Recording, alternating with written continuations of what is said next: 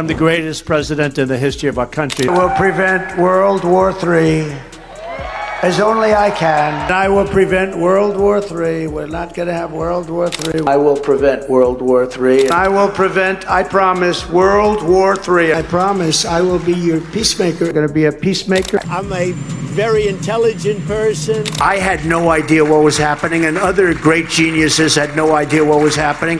Trust me. I'm like a smart person. Donald Trump walked onto David Letterman's stage the way he walks into every room, like the outcome was already decided. He waved to the audience, settled into the chair, and smiled the smile of a man who has done this 1,000 times and never once left without the final word. The audience was warm. The cameras were rolling. Everything felt familiar. Letterman was holding a folder. Donald Trump looks like the guy on the lifeboat with the women and children. If you grew up in an era when a man's promises were the measure of his character and the record was the measure of his promises, you understood what that folder meant before it was even opened. Letterman set it on his desk. He said, "Donald, I want to try something different tonight." He said, "I've been going through your old interviews, your rallies, your social media." He said, "And I found something interesting." During sex, Donald Trump calls out his own name. He opened the folder. He said, "You made some very specific predictions about what would happen if America ever had a weak president. Very specific. I wrote them down." He looked up. He said, "I thought we could go through them together." He pulled out the first page. He said, "Prediction 1. You said, and I'm reading your exact words here, a real president would never allow the national debt to reach $30 trillion.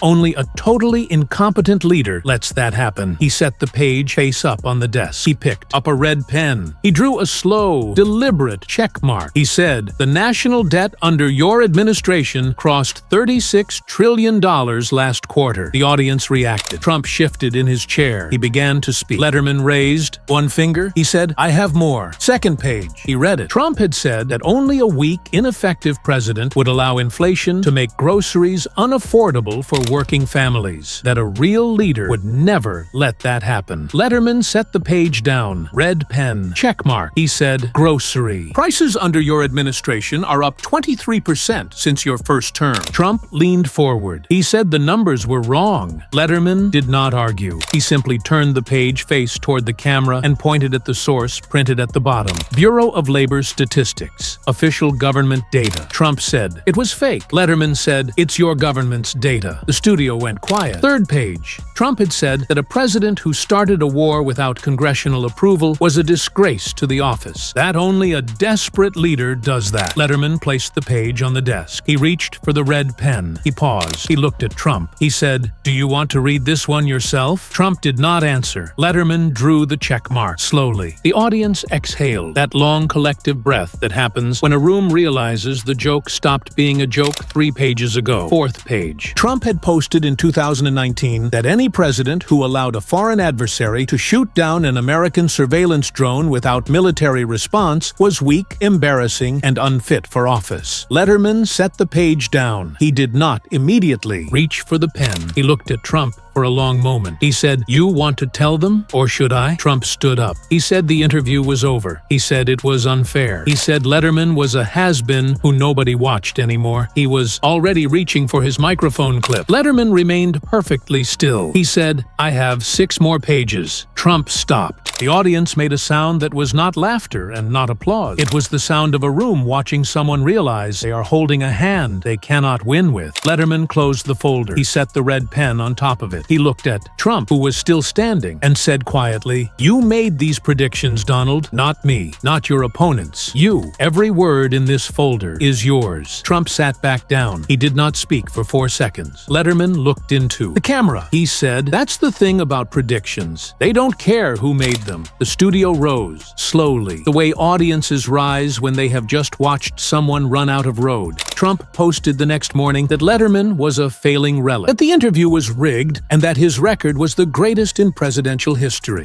He did not mention the folder. He did not address a single checkmark. He posted about ratings. The folder was still on Letterman's desk when the credits rolled. 4 checkmarks, 6 more pages, all in Trump's own words. Subscribe to the narrative. Brief and turn on notifications. He made the predictions. Letterman brought the folder. We make sure the check marks stay visible. The patterns repeat. We slowed them down.